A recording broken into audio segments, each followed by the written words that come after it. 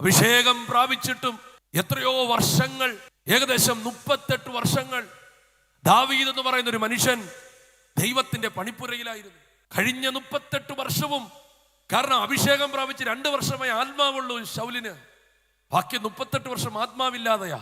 പക്ഷേ അവനെ ദൈവം 38 വർഷം മാറ്റി നിർത്തി പണിതെടുക്കുക. നീ ചില ചെറിയ കാലഘട്ടങ്ങളിൽ മാത്രം നിൽക്കേണ്ടവനല്ല. മനുഷ്യരാശി ഉള്ളിടത്തോളം കാലം ഒരു അത്ഭുത വിഷയമാകേണ്ടതിന് ദൈവം നിന്നെ ഒരു വലിയ പ്രോസസ്സിലൂടെ കടത്തിവിടുന്നുണ്ടെങ്കിൽ നീ അതിന് കർത്താവിന് ആരാധന കൊടുക്ക. ദൈവത്തിന് എപ്പോഴും ദൈവം ആഗ്രഹിക്കുന്ന ക്വാളിറ്റി ഉള്ള ഒരു കൂട്ടം എഴുന്നേൽക്കണമെന്ന് ആഗ്രഹമുണ്ട്. ദൈവത്തിന് സമയം പോകുന്നത് ഒരു വിഷയമല്ല, നമുക്കല്ല വിഷയം. കർത്താവേ സമയം പോകുന്നു, കർത്താവ് പറയും ഒന്നും ആയിട്ടില്ല. സമയം പോയെന്നോർത്തുകൊണ്ട് ദൈവം എന്തെങ്കിലും തല്ലിക്കൂട്ടത്തുമില്ല. ദൈവത്തിന്റെ ഹൃദയത്തിലുള്ള സ്വപ്നങ്ങൾ ആ വിധത്തിൽ വെളിപ്പെടുവാൻ എത്ര നാള് വേണമെങ്കിലും ദൈവം കാത്തിരിക്കും.